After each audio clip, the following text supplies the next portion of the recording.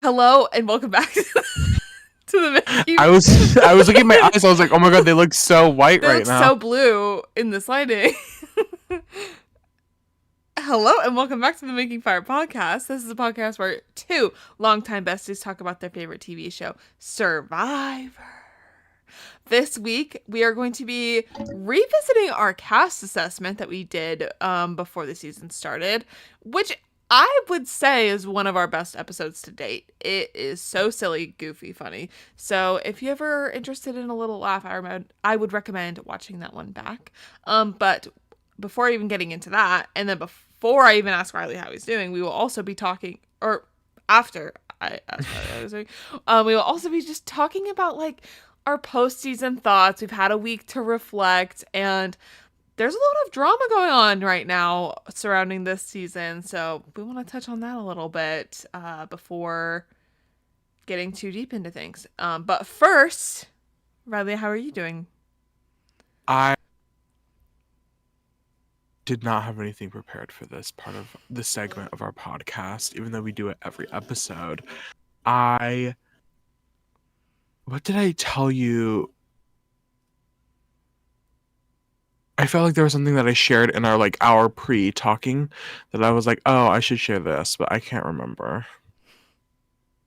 Guys, I'm kind of living. You know what we'll talk about is that I finished decorating my room. So excited! I even had my mom come down, and she said, it looks so grown up in here." So hey, moving up. I really like my desk. Can you tell the lighting is so good on my skin right now? Yes. I look like I'm glowing. You do look glowing and tan because I have. Amazing. Thank you. I have the natural light on my skin right now, which is so helpful. But it feels so good. I finished decorating my room. I have all my little posters up. My room, it literally looks like if a fire started on here, it'd be crazy, but hopefully there won't be any fire starting in here. We've had some problems in the past, y'all. Isn't that what I said last week? My laundry? Yeah. And you have your cute green comforter. I do. It still smells a little smoky, not too smoky, but it got better. I have my air purifier and my dehumidifier, so I feel like that might help. I have no idea if that will help. That doesn't really make any sense how that would help, but here we are. It's so fun. So love is my room. I have pictures, all my Polaroids with my friends. Let's see. I have one right here. Maybe we'll recognize these people. Oh, that's from a few months ago. It is so true. We'll be taking a new fresh one when Maddie comes back home. But that's how I've been. Did you guys get a new dryer or anything? We did get a new dryer. It has a cool little lint trap. It's on the top that you pull it out and it's like curved, and you just scrape the lint like usual. But it was really, I was like, I've never seen a lint trap like this before on the top of the machine. Mine's on the top of the machine. Okay, we're allowed to. I've never seen one that's on top of the machine before. Where are they for you? Usually like in the door. I've never seen that. Oh, all the laundry machines, the ones at school, the one at my house where I just moved out from, all the houses I grew up in. Oh, I guess the one in the dorms did have that, but the one in my off-campus house had it on top. This is the first one I've had on top, so interesting little new things for me. Twins! Maddie, how are you? I'm so good. I want to tell you about what I had for dinner tonight. Okay. It's Riley's favorite. We've talked about it on the podcast before. I had Wingstop. I discovered Wingstop. I had it for the first time a couple weeks ago, and it was so amazing that we have been thinking about it nonstop since. And that's how they get you.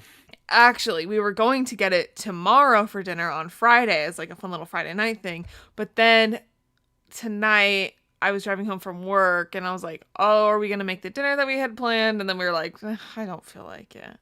Let's just do Wingstop tonight. And then we can have leftovers tomorrow. And I was like, you're so smart. What is your favorite flavor of wings? Okay, don't shoot me in between the eyes and kill me. But I love a dry wing. Oh. I'm not a sauce person. I've never really been a sauce person. Mhm. So I love a garlic parmesan. I would. Okay, that's interesting.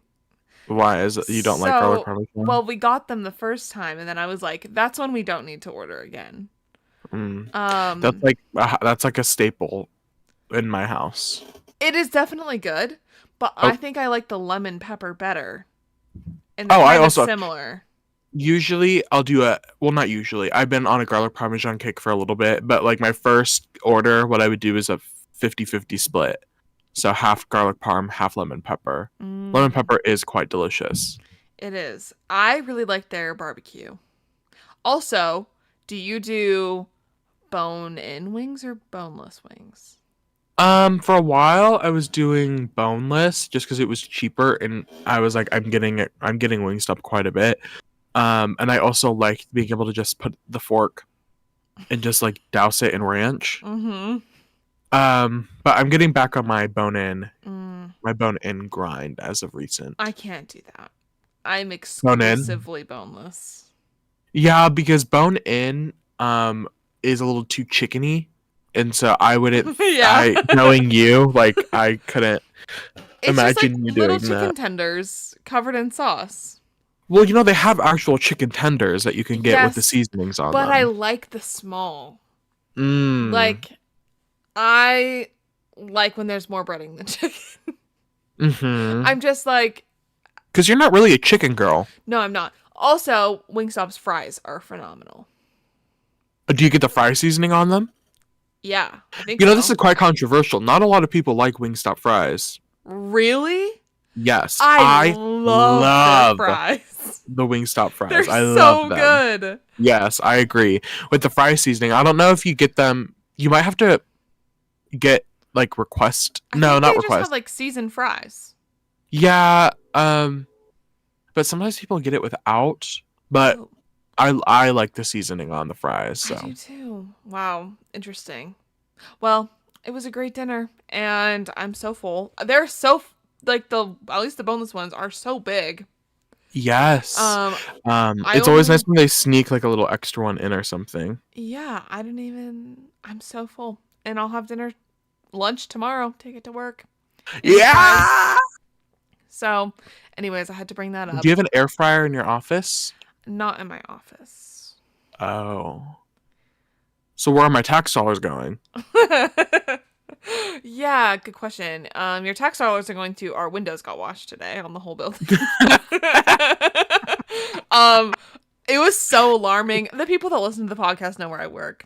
And actually, I don't know. none We're of getting more viewers, Maddie. oh, okay. Well, none of you guys have been to my work, but you will when you guys all visit, and you can maybe see what I'm talking about. But my office and every office in this building is split into two sections, and so and there's like a wall and door in between, but like we just keep the door open. One part of the office got their windows cleaned before my part that I sit by. So I hear like a lot of commotion at the window, and I'm like, what is going on? Like cuz I didn't know they were doing that. And it was kind of alarming, and then to have people washing the windows right behind me as I'm like on my computer, I'm like I can't turn around. They're literally right there. Stop. It was very funny. They're right behind me, aren't they? It was we were like act natural. They're watching. Act like we're doing work. Act like we're doing work. We were working. Your tax dollars are put to work Well, not every necessarily day. my specific. Not your tax dollars, other people's tax dollars. Anyways, that's how I'm doing and what I've been up to today specifically. Why? Well, let's first talk a little bit about postseason thoughts. I feel like obviously there's just been a lot going on. It was kind of an interesting end to the season. Yes. Um, and yeah, I mean, obviously we'll talk more about it as we talk about each person, but it's like the show, or like this season specifically feels so different in the first half versus after the merge. Like, some of these people, I'm like, oh my God, you were on this season? No, That's I was like, wild. yeah. I just forgot. Some of them were forgettable. They were kind of forgettable. Also, okay, we can just mostly talk about this now. The drama that is occurring now online and within the fans is so insane. CBS Survivor just not too long before we were recording had to put out a message to the fans being like, hey, these are real Should we people. read it? Yeah, I mean, like, or paraphrase. They can look it up. They have Instagram or fans. Okay. Do you have it? I do. Yeah, go for it. Okay.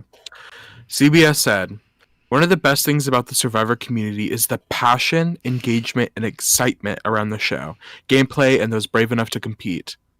So, a reminder as we watch and discuss the entertaining competition, epic blindsides, and emotional journeys these players go on, remember that who you see on the screen are real people navigating this experience. Please consider embracing kindness, respect, and compassion before commenting. Yeah. It's gotten intense. Survivor's never had to release something like this. Is giving very much Drag Race. Yeah. It's giving something Drag Race to talk to their fans about. I don't think I've ever seen Survivor say something in my 8 years of watching. Yeah. Religiously. To catch up, in case you missed it, basically following the vote and the final episode, especially with, there's so much. It goes so deep. I guess, well, even before that, there's been a lot of talk with, like, Venus about how she was treated by everyone at Ponderosa. A lot of, like, inner fighting between them publicly about all of that. And then the Maria not voting for Charlie in the end has only fueled it. And people are, like, harassing her over that, which, like, sorry. I didn't do it, so I don't really feel that bad. And people are showing up at Kenzie's salon unsolicited. And what else? They're just all fighting, and then they're all doing, like, messy stuff with their posting where it's, like, definitely feeding into it. So I think from my perspective, it's like, yes, I don't think that people should be literally commenting on like Instagram to these people's accounts, like leaving, death threats and saying horrible things.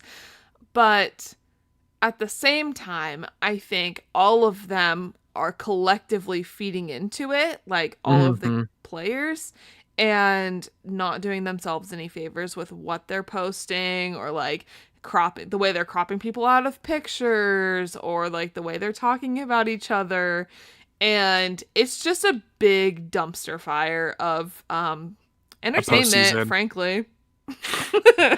I am personally, like, Maddie and I talked a little bit about this before we started recording, but like, I consider myself a super fan of the TV show, but I don't consider myself a super fan of any of the people that play. Mm-hmm. Like, I know facts about the TV show. I've seen it multiple times, but I rarely engage with players post season. Sometimes I'll watch content, but I'm not one to follow people after a season is, like, I'll follow Instagram accounts, but I'm not one that I don't check up on people. I don't see what they're doing in their lives. If things get popped up, if news stories happen, then I'll see them. But I'm not actively going to these people's accounts and, like, looking for more after a season is over. For me, I think 46 is showing a real shift. I was thinking about this when you were just talking, that we're seeing a lot of these stats come out right now about the demographic shift. I don't know if it's a shift, but the heavy demographic rankings, I guess, like, it's just coming out that season 46 of Survivor is, we talked about this last episode, was the most watched season of reality, like a competition reality show, by like 18 to 24 year olds. And so I think there's something about young people watching this show, maybe, that is creating, like, stan culture is sort of bleeding into the fandom a little bit. And when I say stan culture, I'm thinking stan culture surrounding, like, celebrity and other more non-scripted reality well, not non-scripted, but like non-competition reality shows, so like Kardashians, things like that. So I think there's new groups of people watching this show that maybe haven't been watching as religiously in the past, which is great, but it's also creating new issues. I don't care about the drama. Like I again, Maddie and I said this, Maddie just said this, but it hurts me knowing that fans, I think what the fans are doing, some of the fans are doing is wrong. I think me coming from a Drag Race world, I spent a lot of time in the Drag Race fandom, and I see a lot of this conversation has been happening much longer than it's been happening in the Survivor fandom. That Drag Race has a problem with fans and how they interact with the queens outside of the show. It has been a problem for a decade at this point. I hate how fans interact with reality stars because I just don't think it's that serious. They're at the end of the people. day. They are just people. Especially on Survivor. They're just random people. And that's the whole premise of a show like Survivor of Big Brother. I think Big Brother, as we're entering this new age of reality TV, I think this idea shifts. Like, it's not as present as it was in the beginning of these shows. But the whole idea is that these are random people plucked from America to play this game, this social experiment. They're not celebrities. They're not reality stars. Like, a small number of the people who play these games become legends of the reality TV circle and are reality stars. Like Boston Rob, Sandra, Parvati. Those are like the three, I would say. Sari. Those are the four from Survivor out of the 500 people that have played the show. It's a very small number of people that actually enter the realm of like reality star status compared to somebody like the Kardashians or the Real Housewives. Those are people who are doing reality TV to become reality TV stars. Yes.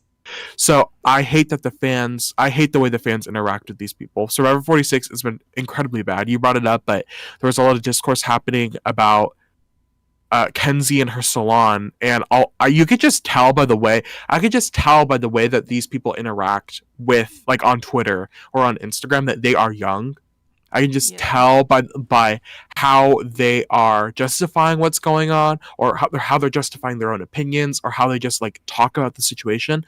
It's just young fans that are like, well, you should be grateful that so many people love you and want to see you. Or like, you should be so grateful that you have such a positive edit and people want to see you. And like, what does it matter if people are walking in if they're not being harmful or hateful? Like, they just want to meet you. You're interrupting her life. Her business that she owns. Yeah. It's different too if you genuinely just run into randomly, them. Yes. Like, oh, you're in an airport. Oh, hey, Kenzie.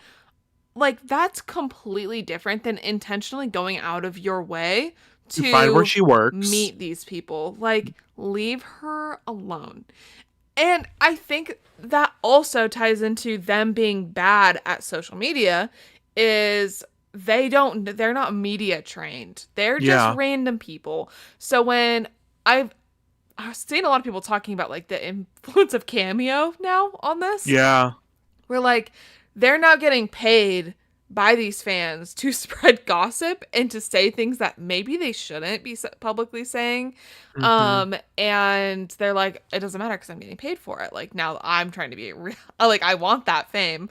But yeah, I just think like they're getting hate. They're fighting with each other. The fans are like definitely fueling the flame, or like they're definitely contributing to it. But then like the people from the season are also like digging in deeper, and like it's just such a mess.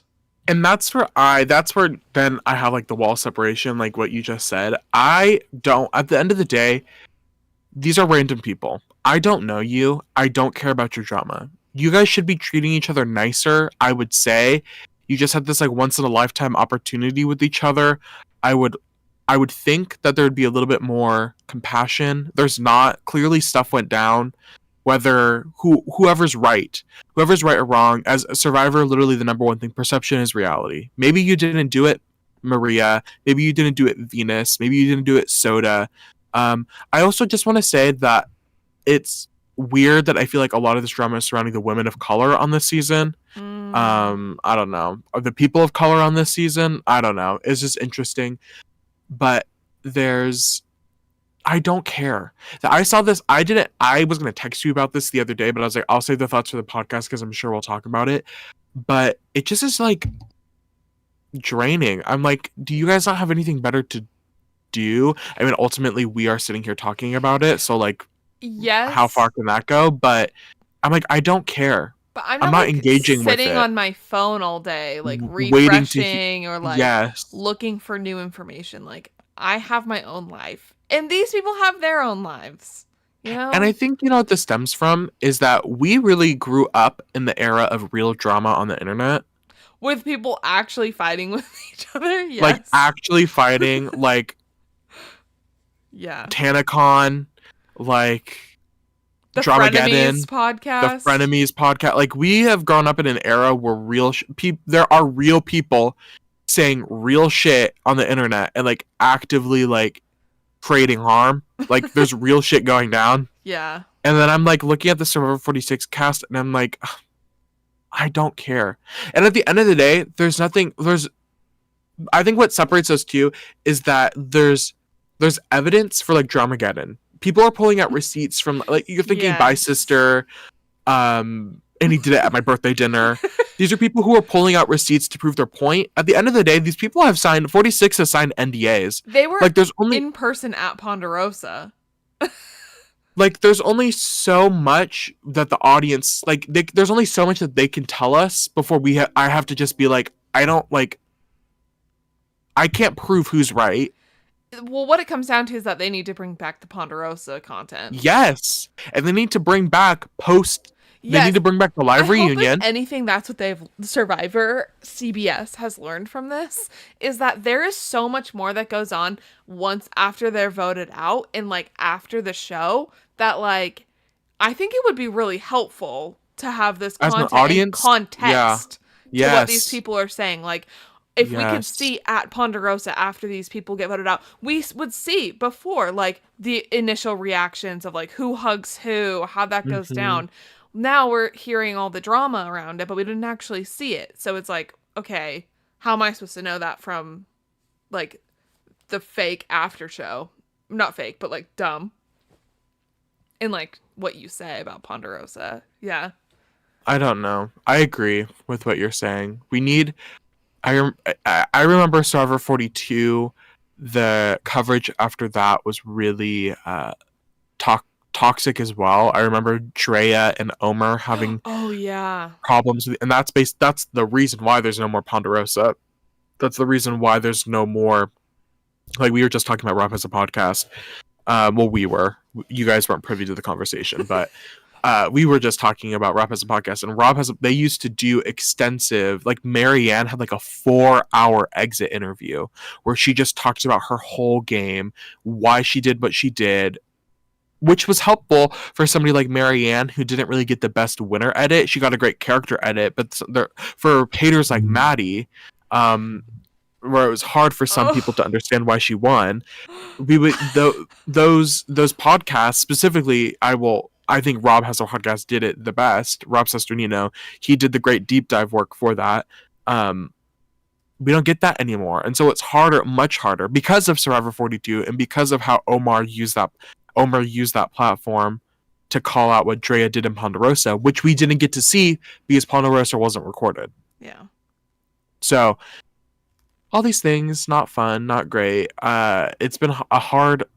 I think some people are living for the drama, but that's where the separation gets at one point. Like, this isn't. I might want to watch. Maddie, you watch Salt Lake City, right? Yes. I think I want to watch Vanderpump Rules. Okay. Yes, I haven't talked about this, just started watching Real Housewives of Beverly Hills, which it stems from, so that I want to get yes. I want to get the background and the context before jumping into Vanderpump Rules. So I might just go in raw because I saw a TikTok and I was like, wait, because why do I kind of need this drama? yeah, it's more fun when it's like supposed to be the drama.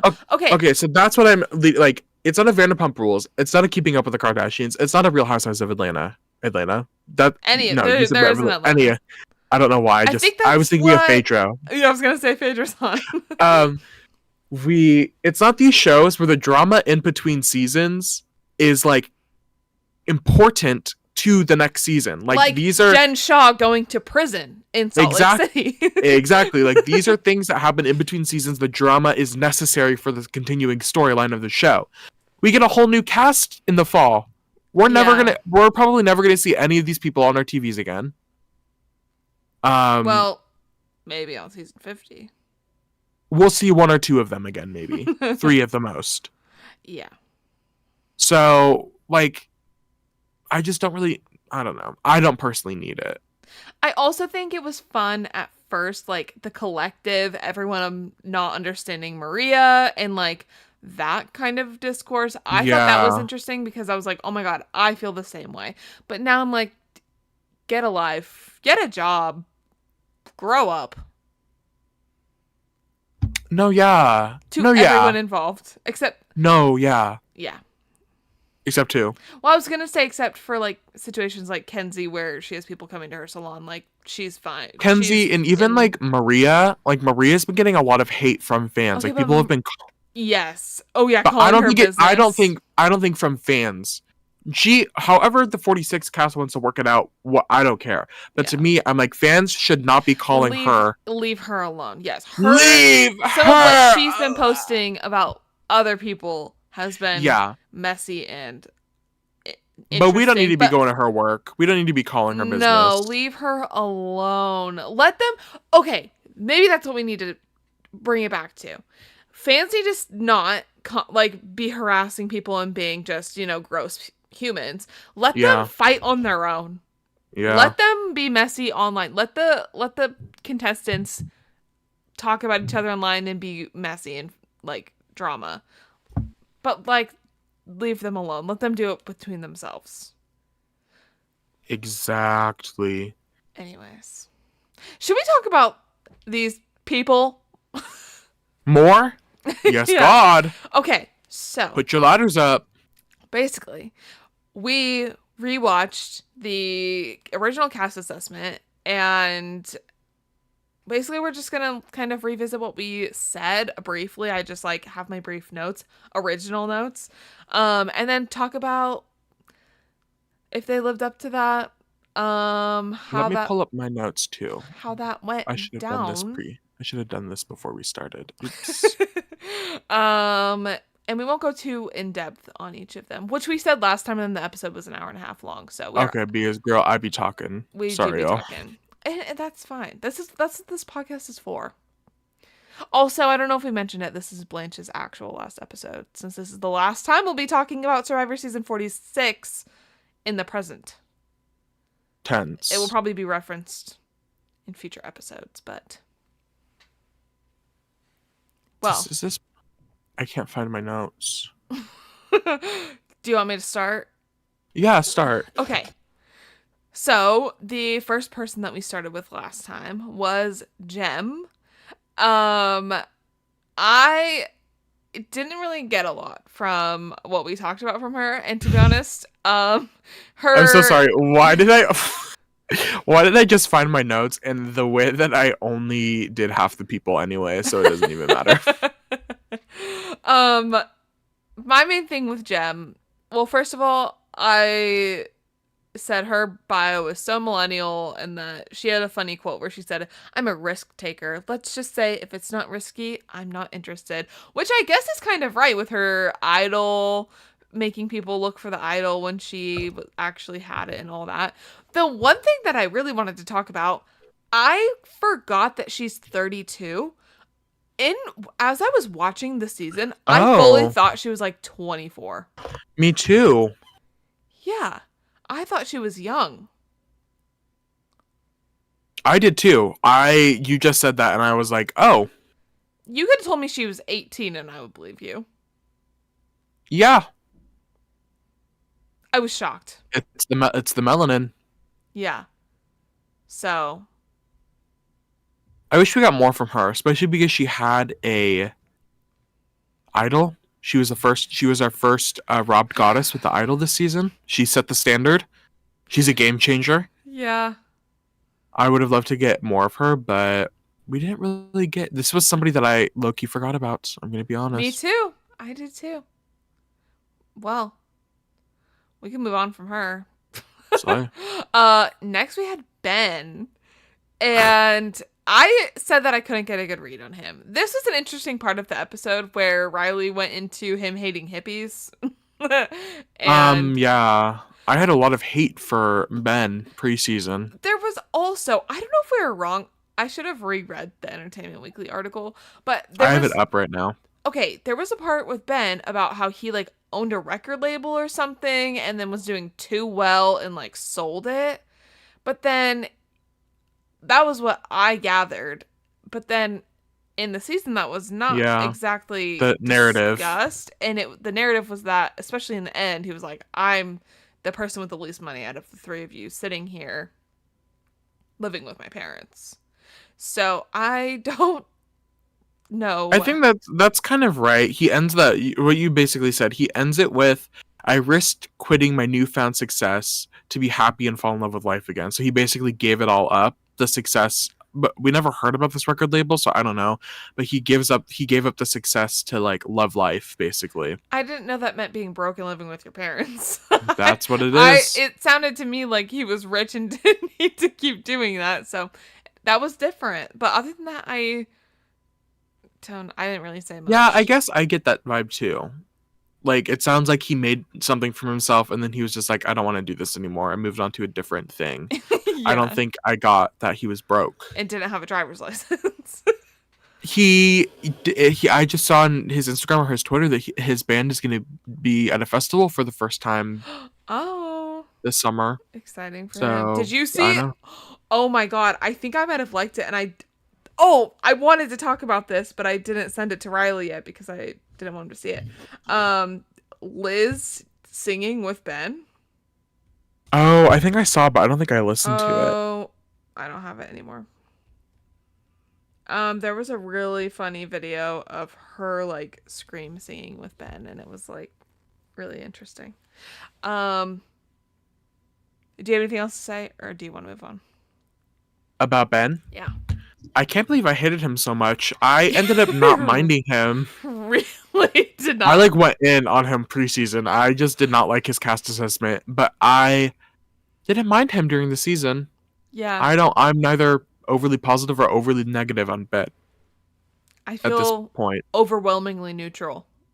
Yeah. Well, next we have Jess. And I initially said that I really liked her. We both really liked her. Riley did make a comment about her. You said, who, I don't remember who you compared her to, but you're like, I don't think she'll win, but she'll make good TV. Because she said that her favorite players were Ty, Gabby, and Marianne. And Yeah. I said, I don't think with that mix of characters being your favorite that you're gonna win, but that's good TV right there. And it was interesting TV. It was interesting for the 2 episodes she was on. Yeah. It was interesting. I'll give her that. It was. I wouldn't say she necessarily made good TV, but she made others be good TV with how frustrated she made them with her. Kind of iconic, if I do say so myself. I love that how much influence she had, frankly. That's really all I have to say about her. It's hard. These first couple were not really big characters on the season, so well, we didn't don't really worry. get much. Don't you worry, because the next person is Banu. Hey, Banu. Banu said that he's good at making first impressions. Which is really interesting because I would not particularly say that from the show. And I said that he seems like he might do well. He might just be cocky though. I think I also said something along the lines where I was like, I get good, like, he will do well energy. I think we confused cockiness with aloofness, maybe. I think he was just like, oh, intensity. I was just like, oh my gosh. I remember not liking him because he said John Cochran was his, who he'd like to most play the game as, which is so... John Cochran, I would say, played the game with a lack of emotion. Could not be more different, frankly. Yeah, Banu I think Banu had the biggest shift from preseason expectations for me. Yeah. Oh no, maybe Q. But I would say Q and Banu. I would say, okay, we'll get to Q, but I would say for me, Banu was the biggest, probably. Banu, I just was not expecting somebody so over the top. I don't think we've got. I think Marianne is probably one of the most over the top characters we've gotten in the new era. But I think Banu oversteps Marianne by like 100 steps. I remember the first few episodes were like, whoa, he's like a lot. Yeah. And it just kept getting worse. I wish that we could have had Banu on the jury. So many iconic moments from Banu. I will say that one of the funniest, for me, one of the funniest moments of the whole season is him begging on his knees to Tiff. I just consistently think about that and how unresponsive she was to that. She had no reaction. At that point, you could tell the three of them were like, we're over it. Get up. You are a grown man. Get up and talk to me. I recently texted Riley when he told me something, and I sent him this picture, and then, oh no, it doesn't let me swipe. I was like, please, please. I think about that all the time. That lives rent Such a free great in moment. my head. What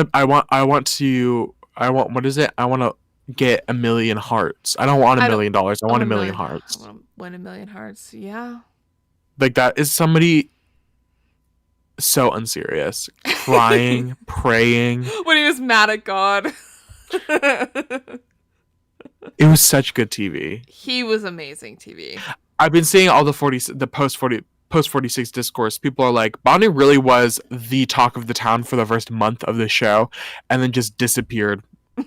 Yeah. No, like, really. People, Forgotten. For kind of, yeah. I mean, he was the fourth out? I don't remember. And a cast of 18, that's pretty. Yeah. But a great character. He really did own the first. Honestly, and everything up until the merge. Yeah, it was his story being told. It was his show. Yeah. Yeah. Next we have our winner. We have Kenzie. You go.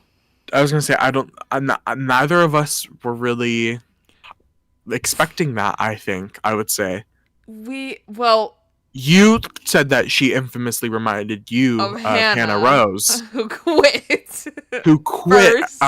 First. Yeah. I did say that, and I obviously was wrong, but like they do both give me like tattooed millennial in so many ways.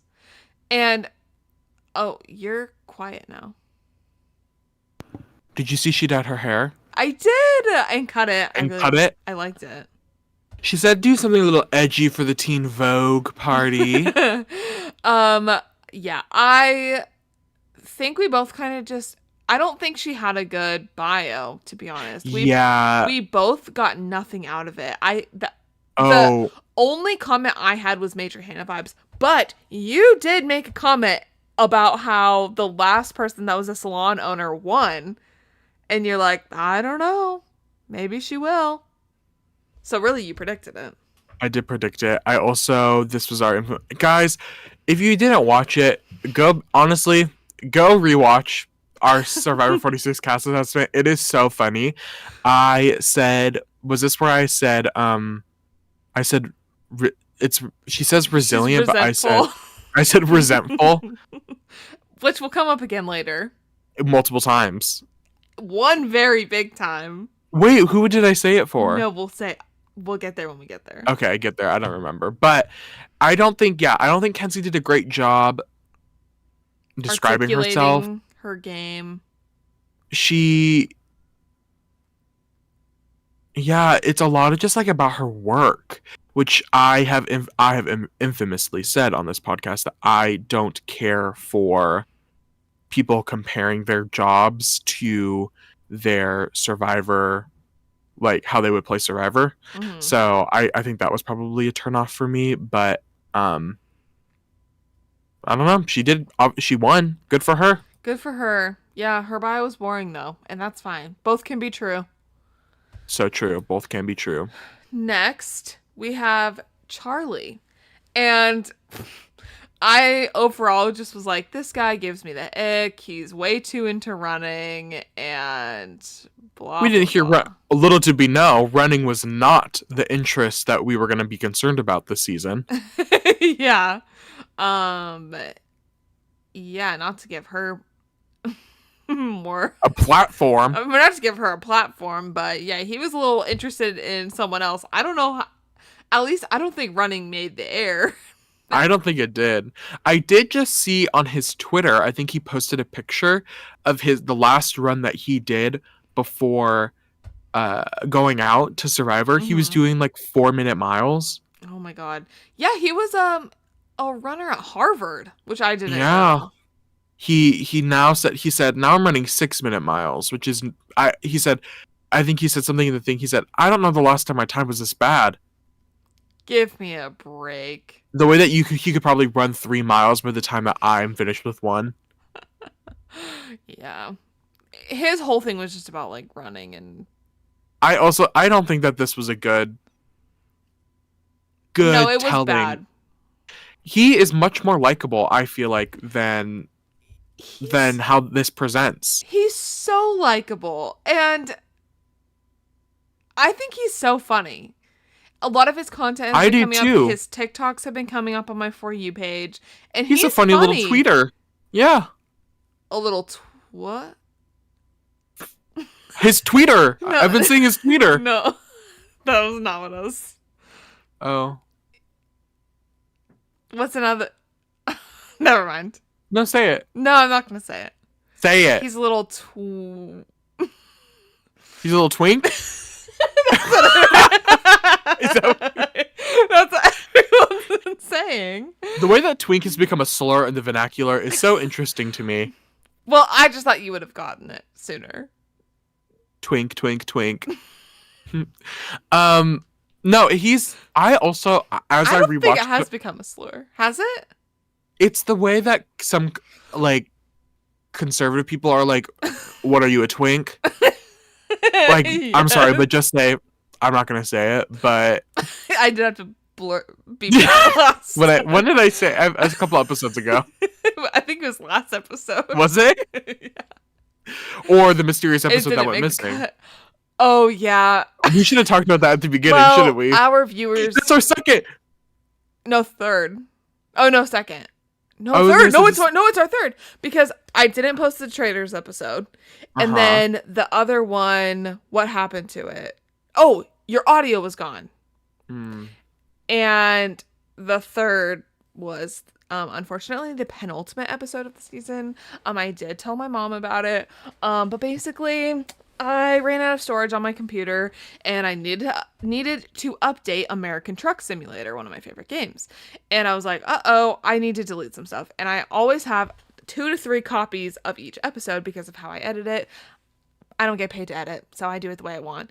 But accidentally deleted that episode. And the worst part of it, American Truck Simulator is not working for me at the moment. It is glitching where, like, it won't even fully load, and then, like, my mouse won't work.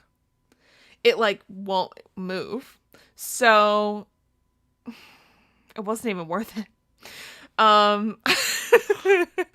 Anyways, if anyone at American Truck Simulator wants to reach out to me and help me fix this issue, I'm all ears because I miss it. Back to your regularly scheduled programming. Yeah, Charlie flopped this cast assessment. It makes him seem so boring. Him saying funny, goofy, and charismatic, like I feel like you're just saying that about yourself, but he is that. He is. Him absolutely. saying he wants to be Spencer and Christian. Christian is fine. Christian, I would say, is funny, goofy. Spencer, I would not say is funny, goofy. No. So, but not great recap of him. Well, next we have Miss Liz. I originally said that she seems cool, but I get the vibe that she might play too hard in the beginning. What really killed me was Riley's comments. You made me laugh out loud when you said her commitment to not eating in this picture needs to be studied. Why is that the way it was the entire episode or season? Like, I don't know. Her wardrobe was crazy. It was bad. Well, when I made the initial comment, I was making a comment about her wardrobe, but I feel like her commitment to not eating. Well, that's a lie. Her commitment to not eating.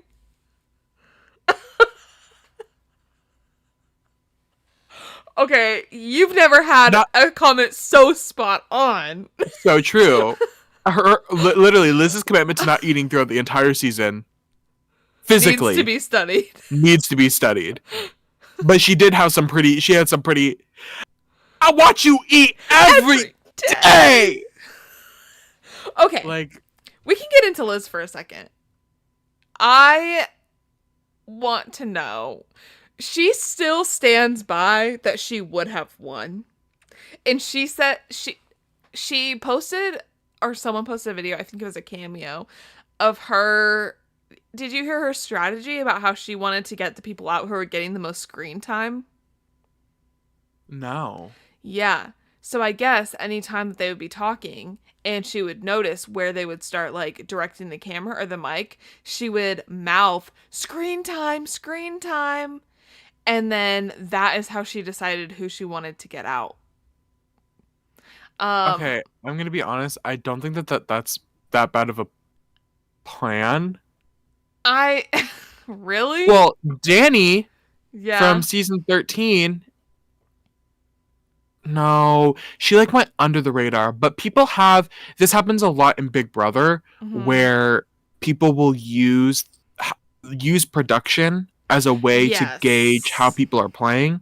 It happens more often on Big Brother because production, I think, more specifically talks to the contestants, where I think the language that's used in Survivor is less like, oh, I have to go take a walk, or I have to go to the bathroom, or I have to go do this. Yeah. Where in Big Brother, it's like, come to the diary room and talk. And then you can track how long people are taking in the diary room. So it's like things like that on Big Brother. On Survivor, it has happened where people use production. Like, well, I think like Danny on season 13 infamously won with her Spoiler. Not using. I'm kidding.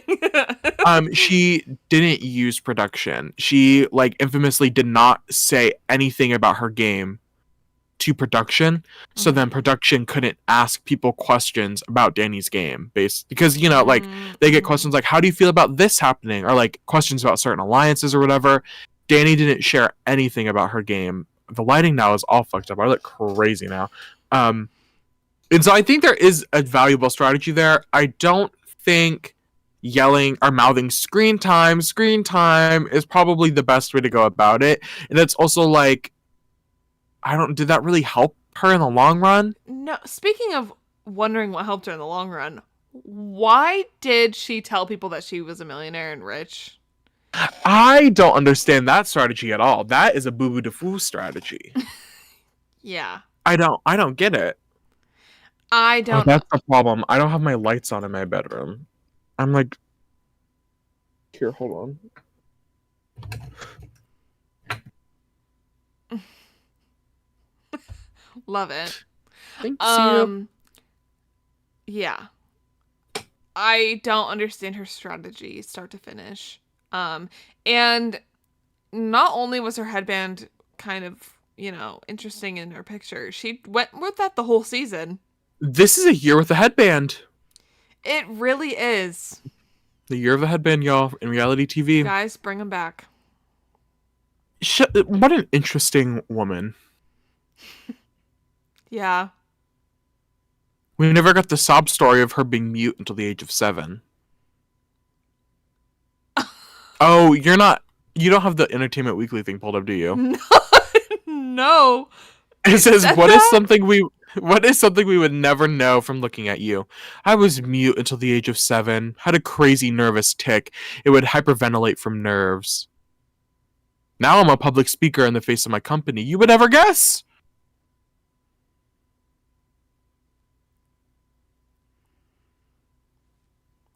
All right, moving on.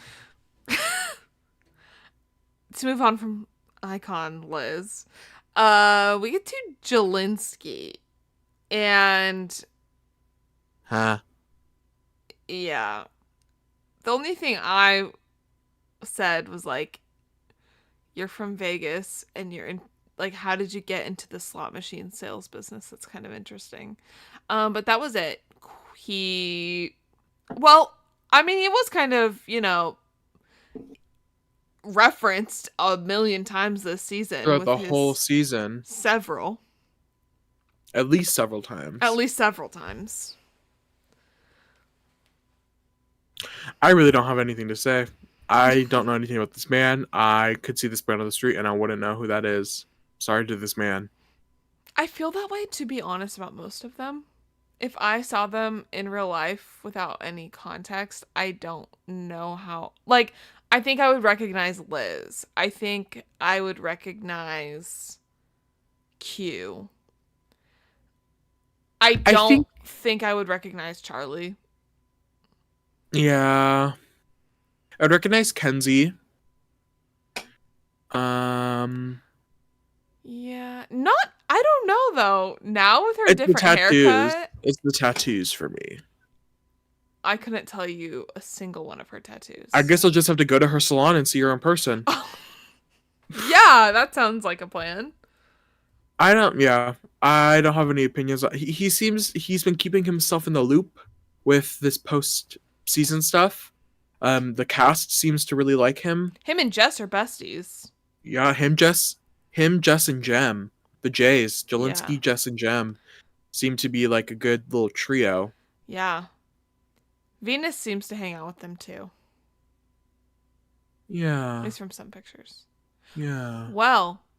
Did you see the picture of them at Applebee's after? Yes. Why was Charlie looking kind of in that picture? No, I saw it and I went, oh, hey. Oh, I mean, we can cover it at the end, but who was your crush of the season?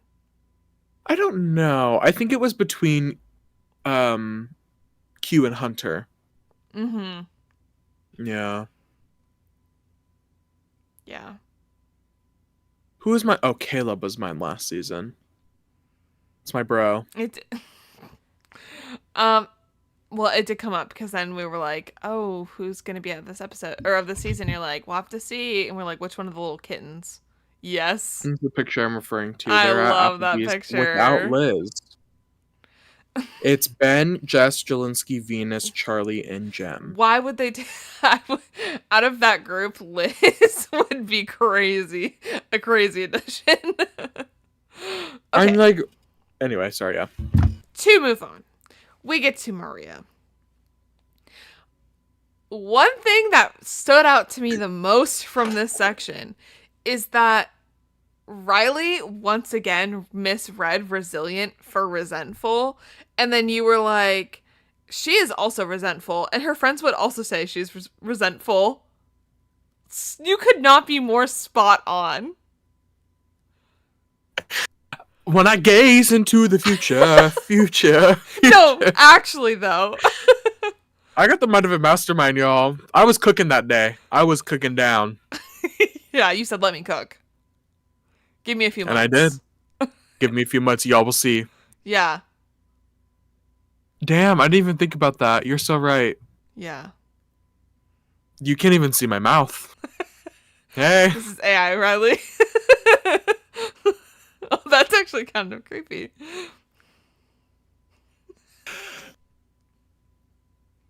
Yeah, Maria, I felt like I got... You know how Maria's...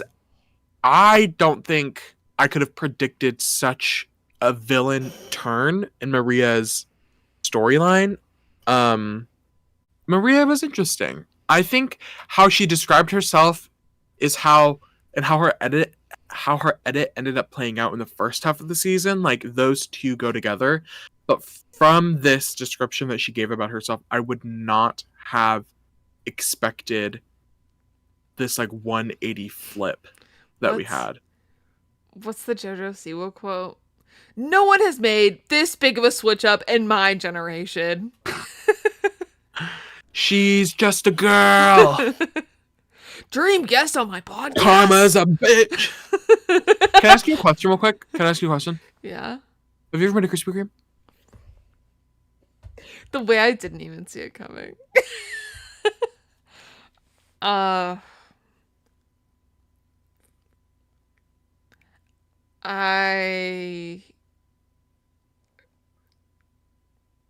Was it crispy? Next question.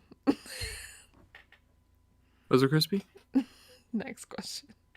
Right. Let's move on to Hunter McKnight. I don't know. Do you have more to say about Maria? No. Sorry. I honestly don't even have a lot to say about Hunter. Our resentful queen. Resentful queen. Yeah. Our resentful queen and our challenge king. Yeah. I said red flag that he builds survivor challenges at home. But that really, I mean, I still don't condone it. But that is one of his strong suits in the show, is that he was amazing at, especially in the beginning.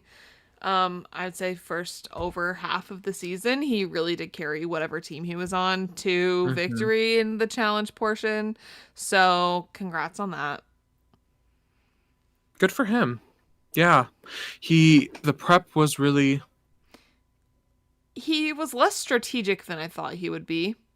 I also think he was less strategic, more social than I thought he was going to be. I think he made a great... He was in the 6 Alliance. He was positioned well within... I still don't even know the names of their tribes. The yellow tribe, the orange tribe. He was positioned well. Nami.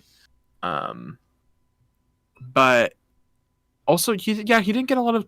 I don't know. He didn't have a lot other than his relationship with Tevin, which was a weird dynamic to push through because neither Tevin or Hunter really made it exceptionally far in the game. So it was like we got a lot of time with this relationship that never really went anywhere. He's also another victim of the idol curse. So true. I kind of went... I don't know why I went so in on him in his graduating college in 3.5 years. And me being like, that's not impressive. I don't know why I said that. I feel like that was a little hateful for some reason. I don't know why. You're projecting. I guess. I don't... Did you speak at your graduation, Hunter McKnight? 3.5. Right. Yeah, I don't have much to say about Hunter. We all have different strengths, and his is building survivor challenges. So true. So true. Well, we next are revisiting Miss Mariah, aka Moira. Another funny moment from the pod. This is the beginning of Moira. Moira from Baton Rouge. Is the evil twin of Mariah from Boca Raton. I remember, so when I was just watching, because I remember me saying Moira Gaynor, and then you started laughing, thinking that you were laughing at her last name, Gaynor. Like, because it had gay in it. Yeah, and I got that. I didn't even realize that I said the wrong name. Yeah, and I was laughing at you just like completely confidently calling her Moira. Moira Gaynor from Baton Rouge. The only thing I really remember about Mariah, I almost called her Moira, about Mariah from this season is that she can't jump. Yeah, and I think that's about it. I honestly forgot. I forgot about her. I don't know if I brought it up in an episode or if it was with Maddie and I talking about it. I had a couple friends that started watching 46 the week before the finale, and they were just finishing up the pre-merge, and they were like, oh yeah, Mariah. And I was like, oh my god, I forgot about Mariah. Yeah.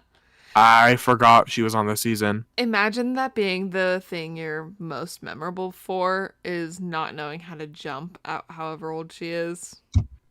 That's tough. 28 years old. How to jump? Almost 30. That's embarrassing. I'm sorry.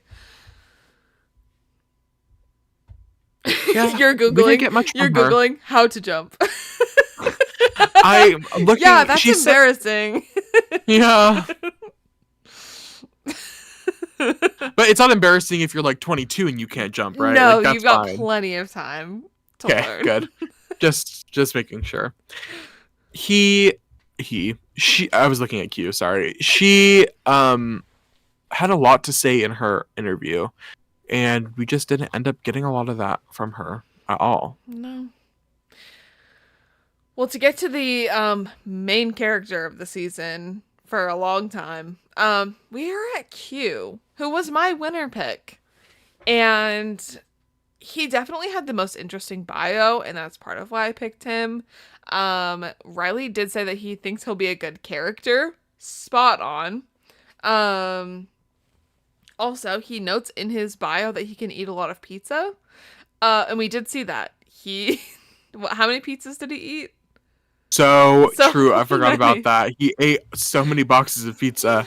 Yeah, so good thing he got brought on that reward. That was manifesting it, I guess. But he was just larger than life.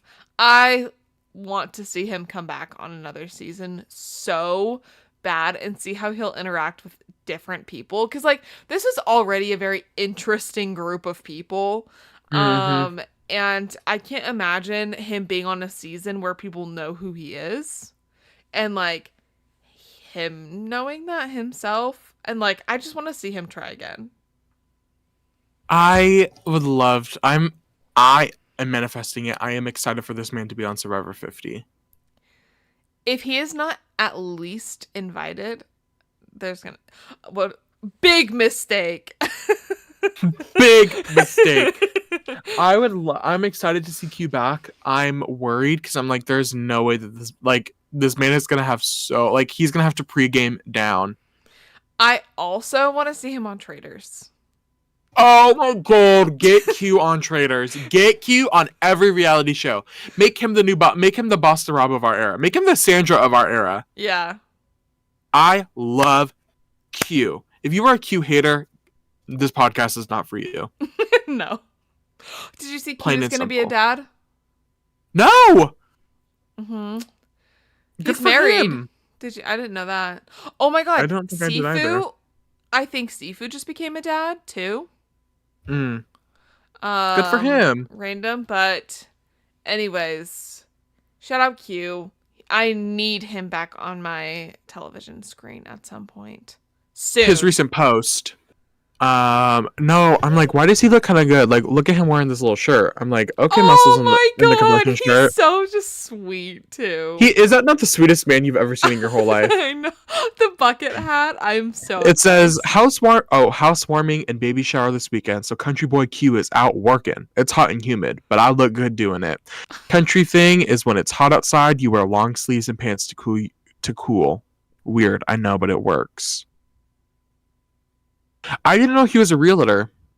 Oh, It says that in his occupation. I don't think that was ever talked about on the season. But apparently I heard, who did I hear it from? Apparently he's like one of the best realtors in his area. I have heard that. Where did I hear that from? Maybe it was a tweet or something. But apparently he's like one of the best in his region. Like he eats it up. I would buy a house from Q. He could probably. I'm thinking, would he be able to convince me? He probably would. Absolutely. We're Q's two of, I wouldn't say biggest fans because there's definitely more insane Survivor fans, but I would say we are quiet Q. You come on this podcast and we will eat anything. We'll let you say anything, and we'll just be like, exactly. We'll just try and understand what you're saying. Yeah. With that accent. Love Q. Love. What a great character. I agree. I feel like he was underplaying. It was underplaying how much of a character he was going to be. Mm-hmm. But I remember Q was the standout because the episode we're referring to at the end, Maddie ends up picking Q, and I stated that I also wanted Q as my winner pick. So this was definitely the standout. Even it's not a lot of words, but it was definitely the standout. Cast the description. Yeah. I was gonna say one more thing. Oh, he really was just fun from start to finish too. Yes. Like being on Yanu, that mess of a tribe, and like him randomly being, I want to quit. Out of Him nowhere. being bad at challenges. Like, I don't know. I could talk about Q forever. I am so obsessed with him. He's someone I want to buy a cameo from. Me too. All the way from up until when he was fighting Tiff on the Final Tribal Council Oh on the my jury. God, I know. Yeah, that was interesting. I'm going to Good look for past him. that, though. Okay. Anyways, next we have Soda. I didn't really have much to say about Soda other than seems nice. Never heard someone being deathly afraid of butterflies. That might be hard.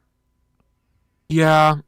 Soda, I remember being like, oh, this might be one of my winner picks after Maddie stole Q from me. She was fine on this season. I think her pre-merge was great. It's sad that she had to come to an end so early. I feel like there could have been more. I don't think it was Soda's time when she left. I wish we would have got more of the hot and coldness of her and Venus's relationship, Mhm. because that's something that they talked about after the show was like Venus and Soda were like so best friends, enemies, best friends, enemies. And I feel like we didn't get that much of it. We just got like the enemies part.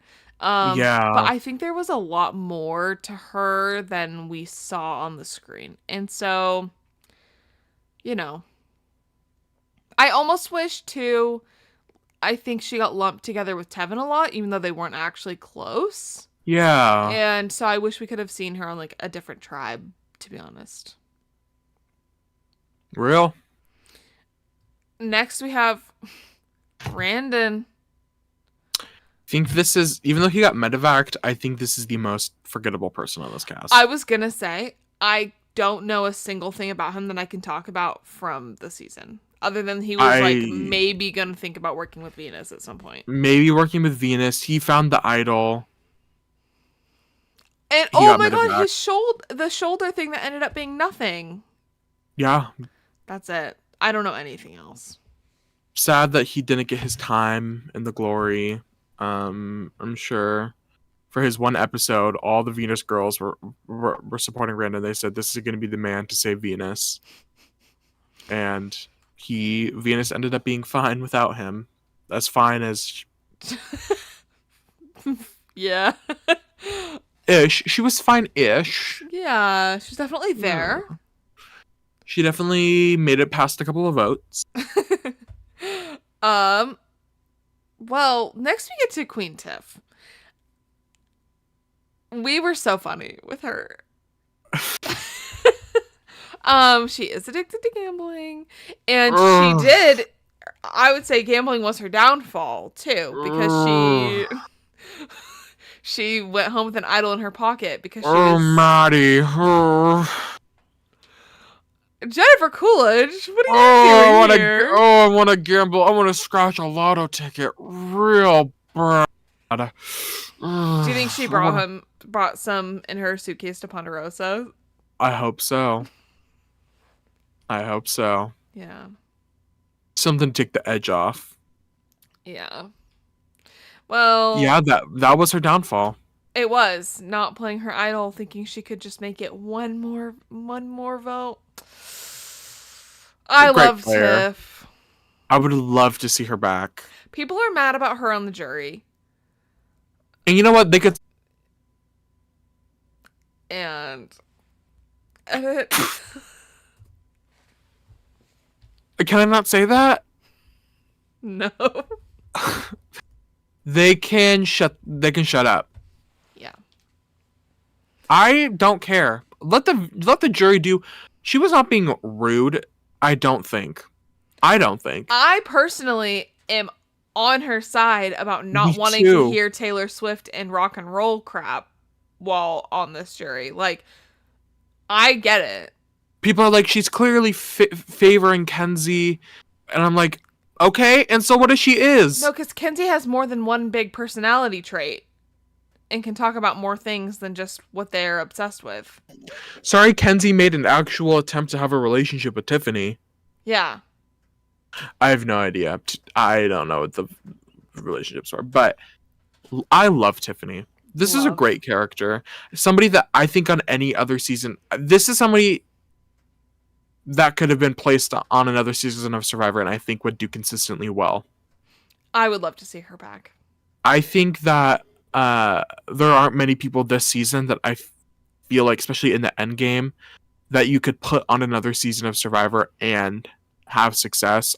I do think Tiffany is somebody that could have consistent success on the show if Survivor plays into it. She was a great character, not only a great player, but she was a great character. Again, calling back to Banu. Yes, she was funny, but she also like wasn't gonna put up with the nonsense of like people like Banu.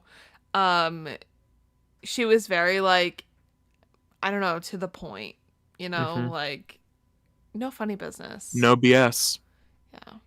And I love the way she does hype up Kenzie. Like, me too. I really love that. And like, I don't think that's just on Kenzie for like playing the jury well or whatever. I think like Tiffany's genuinely a good friend.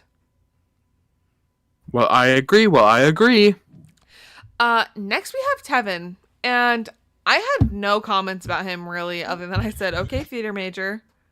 There's a lot of comments about, well, I can let you talk, and then there's a lot of comments about Tevin online after. I don't know how much I know about Tevin's online stuff, but I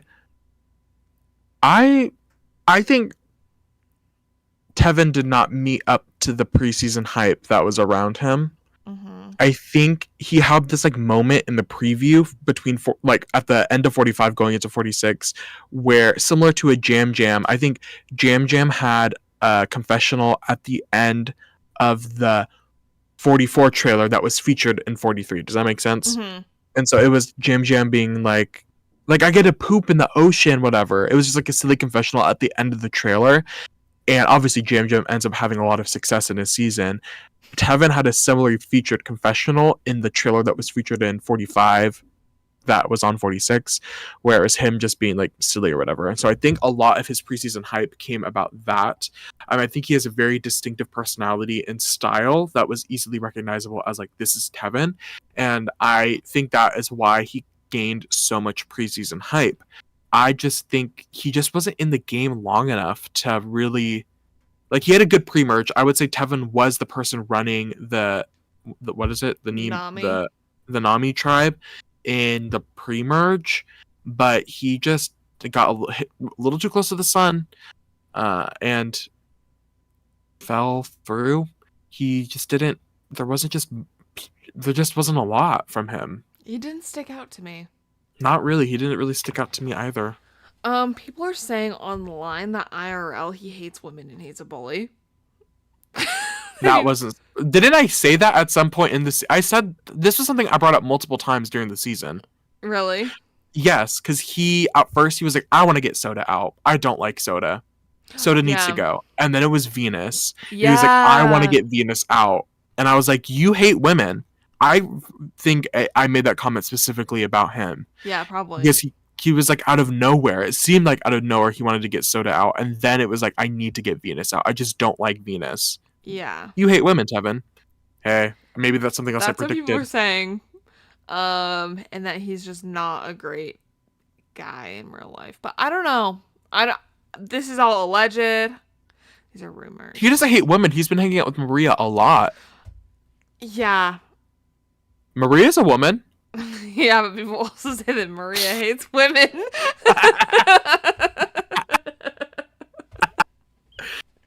And that's why they're like, yeah, it tracks. Woo! Too silly. We are too silly. Anyways, next we have Miss Venus. Polarizing character of the season, everybody. You Yeah. either love her or you hate her. We love her. And I know not all of our fans love her, but... You made a comment that she was villainized for her femininity.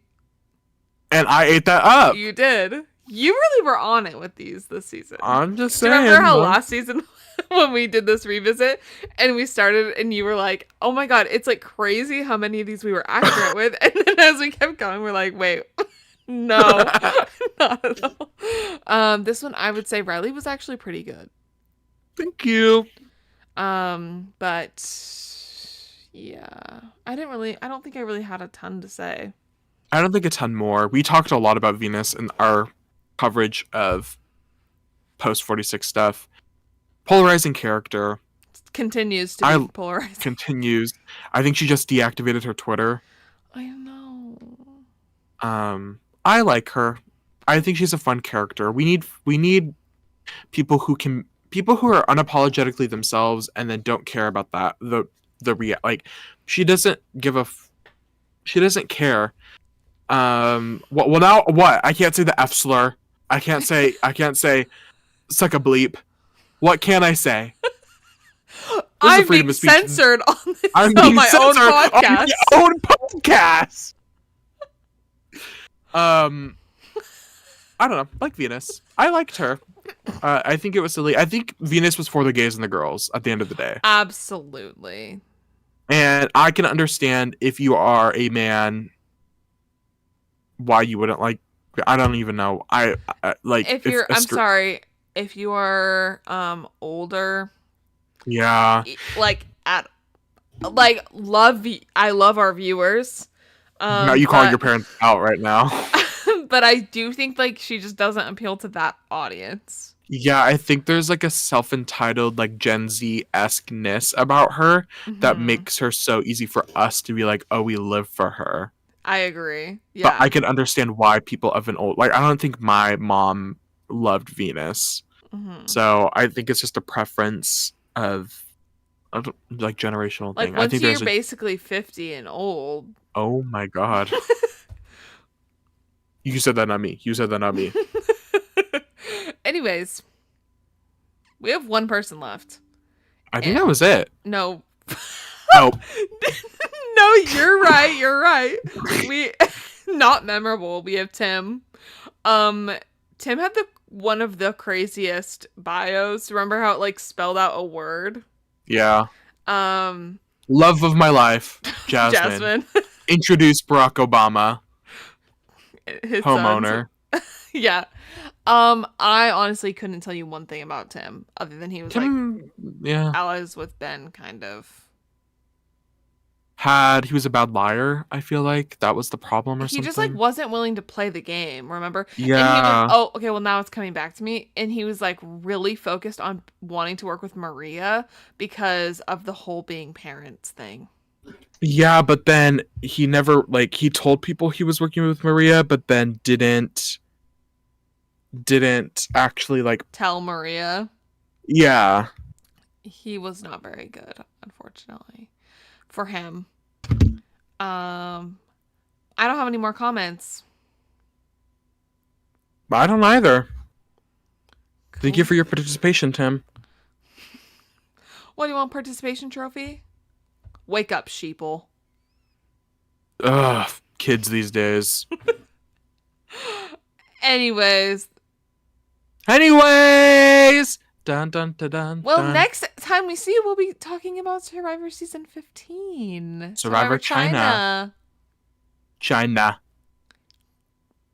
Are you going to do an impression of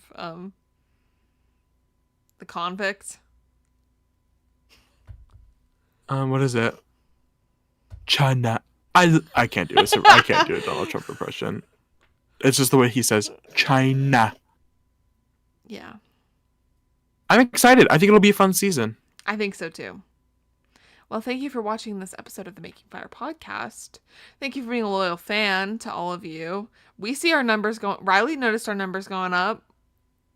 Love y'all. We're gonna work on this some. He said, "Stop talking." He just silenced a woman.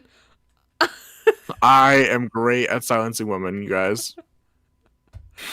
One thing I'm gonna do: talk over a woman. One thing you and I are both gonna do: talk over each other.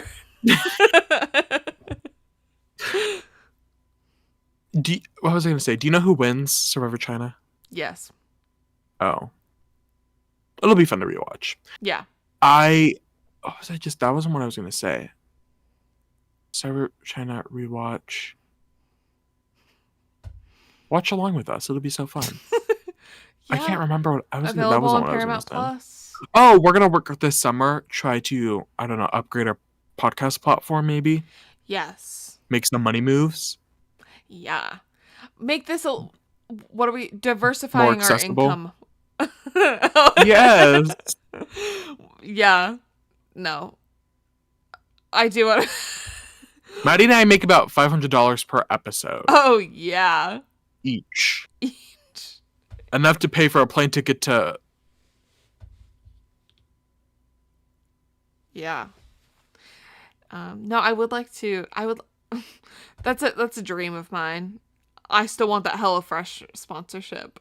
We're gonna... I'm gonna look into upgrading our... we've been doing this for a year. I think the fear, not to get into our podcast details, I think not the fear, but the thought at the beginning was we're like, is this really gonna be a thing we're gonna do? Like, how long are we gonna do it? Like, I But think our initial thing was like a season, Yeah. but now it's like I fully don't intend on stopping. I know, this is just like our little hobby now. It is so fun. So this summer, maybe middle. It's definitely not going to happen next episode, but maybe in the middle of. I think before Survivor 47, there will That's a good definitely be there'll be a shift in podcast. Yeah. Well, I didn't. This is your. Well, everyone say bye to Blanche. And she said what? And thank you for watching this episode. Thank you for sticking with us through season 46 of Survivor. Wait. What are our ultimate thoughts of Survivor 46? Oh, love. Best season of the new era. Yes, 1000%. I honestly don't remember what season I would like more. I've been saying that 42 has been my like number one. Mm-hmm. So I would probably do 46, 42, 44. I would say 46, 42, 44 and 45 interchangeable. 41, 43. But a lot of people like 41. So I don't know. I think there's that one's just like this is just something I think about all the time, so that's why it's on the top of my head. It's definitely my favorite of the new era. In the original era, I don't even know which one like recently that I like as much, to be honest. Like season 40. Yeah. I would say definitely I didn't really like Winners at excuse me. I didn't like Winners at War too much. So I would say of the 40s, 46 is definitely my standout season. Yeah. I would say even of the 30s, Co Wrong, I really like. Oh, I love Co Wrong. I think that's my like season of the 30s, and I would say Co Wrong is probably better than 46. But this is something we can get to later. But I liked 46 a lot. Well, I have to rewatch it. I'm saying this thinking about the post-merge. The post-merge was so good, but I do remember saying at some point in the pre-merge how boring 46 was. I was fully thinking it was going to be like up there with my least favorites. But the second half just blew me out of the water. It was so good. So good. And I think rewatching it with the knowledge of what is to come would be so fun. Yeah. So, not now. Maybe down in 10 years I'll rewatch it. But anyways, I can't believe we've been doing this for so long. Oh, also, unintentional benefit to me accidentally deleting an episode. The finale was our 30th episode. Slay! That was posted. 33 in reality. in reality, God. Huh. Do you remember that? Congratulations, us. Yeah. You want to wrap up the episode? No, I just like love being here. No, okay. Anyways, be sure to follow us on Instagram, Twitter, and TikTok at Making Fire Podcast. Be sure to like and subscribe and leave a comment of who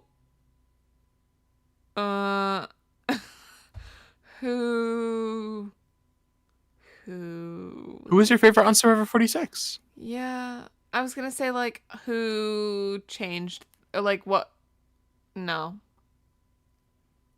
Just leave a comment. Make it work, designers. Anyway, see you next week when we cover the first episode of Survivor Season, China. China. Sorry, season 15. I can't wait. Bye. That was juicy. Not as juicy. That one was actually silent on my end. Oh.